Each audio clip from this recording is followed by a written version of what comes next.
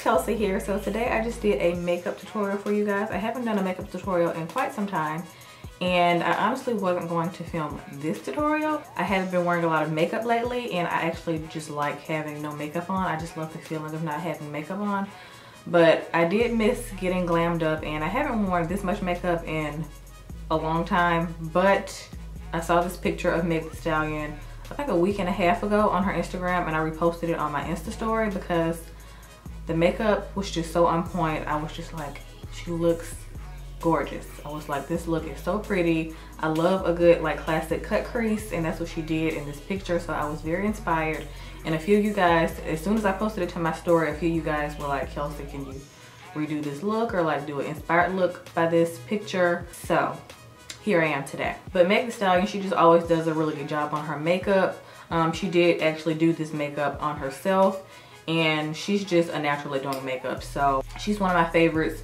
So I just had to do this look for you guys. Y'all let me know, what is your favorite Meg Thee Stallion song in the comments below. I have a few. My top 3 are probably Ain't Equal, Captain Hook, and Dance.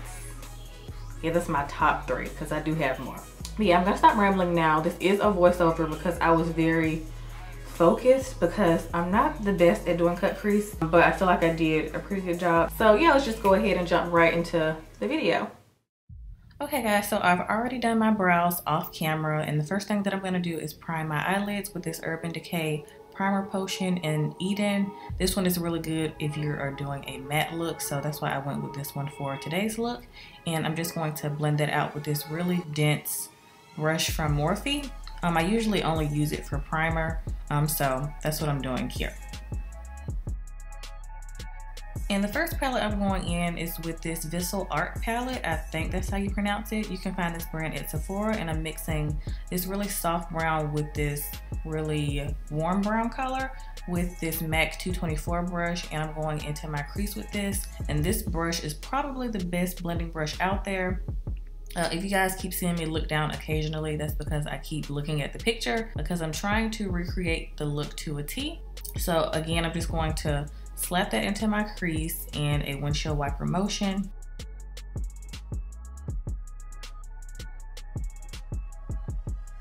Now I'm just going to take this really dense crease brush, I think it's from Morphe, and I'm going to go into this Obsessions palette and take this maroon color from it. It's from Huda Beauty, and it's the red one.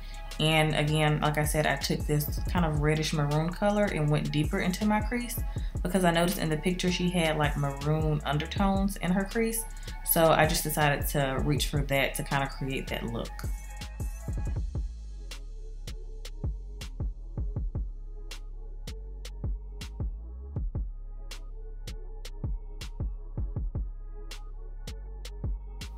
Next, I'm going to take this liquid eyeshadow duo from Huda Beauty in the color Faux Fur, and I'm taking, of course, the matte side. And I'm using this to start out my cut crease just because I found it easier to start this way. Even though this particular product is not the easiest to work with, in my opinion, it kept getting on my eyelashes, so it was kind of annoying. But it did really help me create that really sharp cut crease that I was going for. But after this, you guys are going to see me going with another shadow, and usually with these I've noticed they don't work that well with powder eyeshadows, so just keep that in mind if you're going to try this out. I'm going in with this kind of pale pink from the same Ruby Obsessions palette, and I'm going over top of Faux Fur. Again, like I said, it was kind of hard to work with because it started to get kind of patchy, so I don't recommend mixing the powder eyeshadow with the liquid eyeshadow. And here I'm just going in with a pencil brush just to clean up that crease a little bit more to make sure it's nice and sharp and seamless.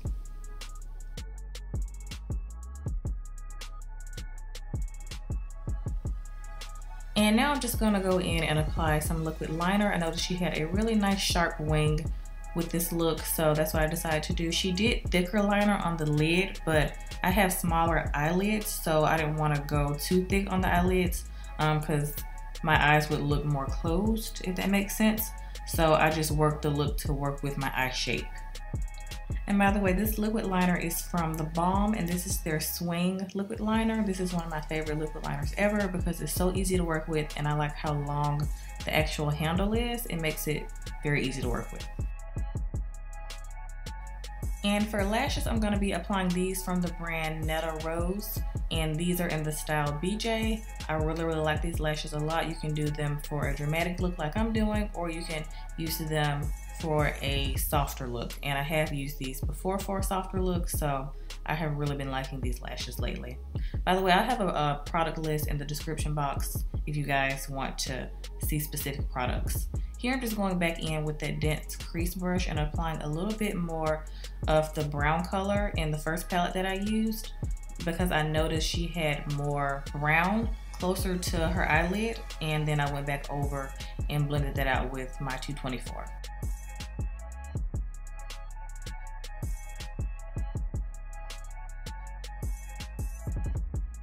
And here I'm just hitting my lashes with some mascara, and I forgot the name of this one. I do know it's a L'Oreal mascara. So for foundation, I'm going to be mixing my Range Beauty foundation and my Makeup Forever HD foundation, and I will have my specific colors in the description box if you guys are curious. But I really like how these work together because the Range Beauty foundation gives really nice full coverage, and the Makeup Forever HD is really lightweight and it blends with any of my other foundations, so I really like to use it to mix. That's what I'm doing here, and I'm using a Sigma Kabuki brush to apply it, and then I'm going to use my beauty blender to make sure it's nice and blend it into my skin.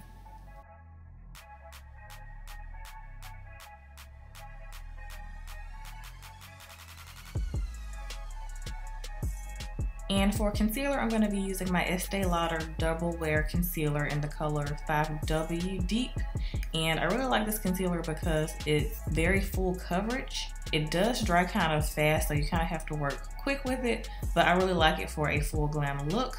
I am applying a lot because I noticed with Meg and her makeup that she usually mostly only does full glam. Like when she puts on makeup, she puts on makeup. So that's why I'm applying so much, but the beauty blender is gonna blend most of this out. So yeah.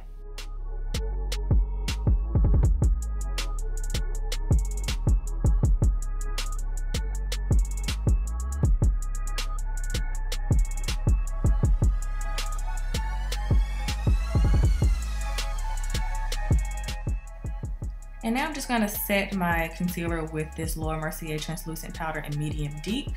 So I just like to press this into my skin sometimes, but most of the time I like to bake, but this day I just melted it into the skin because I didn't have time to bake today.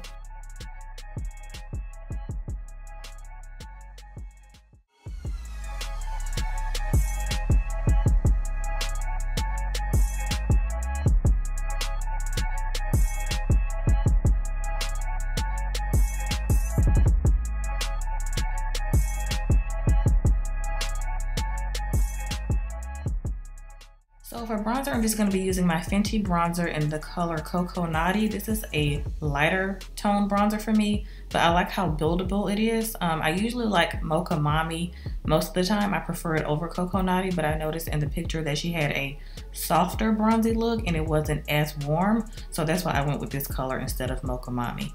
But I did apply a lot more to my forehead because my hair is pulled back and I'm a part of the 5-head crew.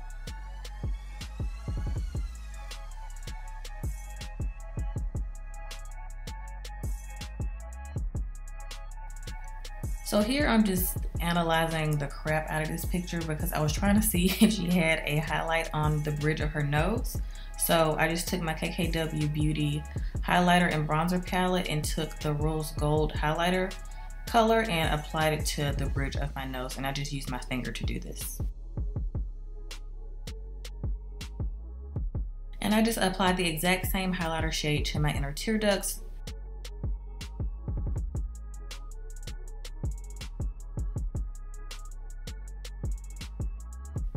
And here I'm just going back in this Visal art palette with a smudge brush and mixing this chocolate brown color with this soft brown color and applying it to my lower lash line to finish off the eye look.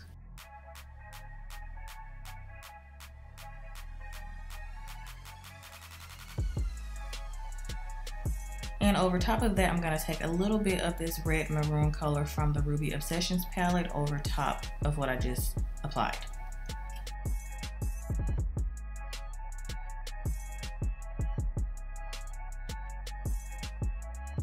So after that, I took some of my original Laura Mercier translucent powder and applied it over top of the medium deep color, because I noticed when I look back at the picture that she had a very bright under eye in like center of her face. So I just applied a little bit more to those areas.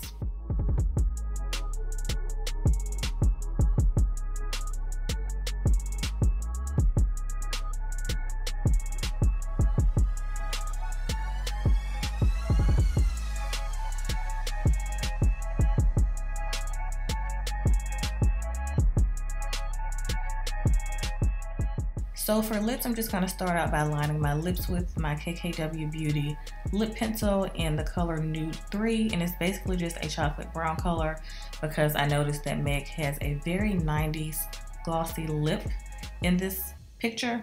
Did they wear gloss in the 90s? I can't remember, but the tones that she had were very 90s. And then I'm going to take this Patrick Ta lip crayon. I forgot the name of this color. I'll have it in the description box, but it's like kind of a nude color, and I went in the center of my lips with this. I noticed that she likes to keep her liner very distinct and separate from the color that she likes to apply it to the center, which again is very, very 90s, and I love it.